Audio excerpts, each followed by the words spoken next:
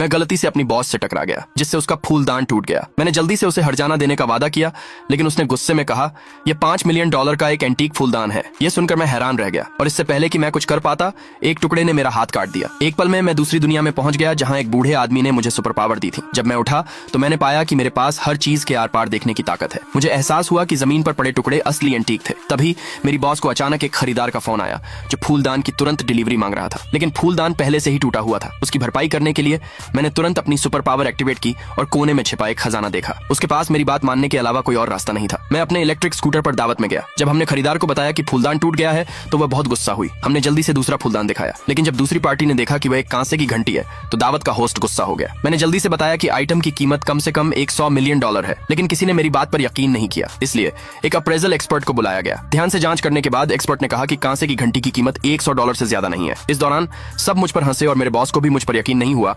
उन्होंने मुझ पर ट्रिक करने का इल्जाम लगाया। होस्ट और भी गुस्सा हो गया और उसने तुरंत सिक्योरिटी को मुझे बाहर निकालने का ऑर्डर दिया। ये देखकर मैंने जल्दी से एक हथौड़ा निकाला। सबको लगा कि मैं हमला करने वाला हूँ, लेकिन इसके बजाय मैंने कांसे की घंटी पर जोर से मारा। तुरंत हवा का एक तेज झोंका आया, जिससे भीड़ में घबराहट फैल गई। बिना किसी हिचकिचाहट के मैंने दूसरी बार घंटी बजाई। आसमान अचानक गरज और बिजली से भर गया और सब और भी डर गए, ये सोचकर कि मैं नरक से एक राक्षस को आजाद करने वाला हूँ। वे मुझे रोकने के लिए दौड़े, लेकिन मैंने तेजी से तीसरी बार घंटी बजाई। एक फिनिक्स अचानक कांसे की घंटी से उड़ गया और तभी सबको एहसास हुआ कि मैं एक महान दिव्य जानवर को आजाद कर रहा हूँ। मेरा शुक्रिया अदा करने के लिए फिनिक्स ने मुझे एक पेंटिंग दी। जब एक्सपर्ट ने पेंटिंग देखी तो वह खुशी से घुटनों के बल गिर पड़ा और हैरानी से बोला कि यह भगवान का दिया हुआ तोहफा है, अनमोल और पैसों की कीमत से कहीं ज्यादा। फिर एक्सपर्ट मेरी तरफ मुड़ा और पेंटिंग खरीदने के लिए $300 मिलियन का ऑफर दिया। मैंने मना कर दिया, क्योंकि पेंटिंग फूलदान की कीमत चुकाने के लिए थी। जिंदगी में ईमानदारी सबसे जरूरी चीज है। फिर मैं अपने बॉस के साथ दावत से चला गया। दूसरे पार्ट के लिए कमेंट में यस लिखे।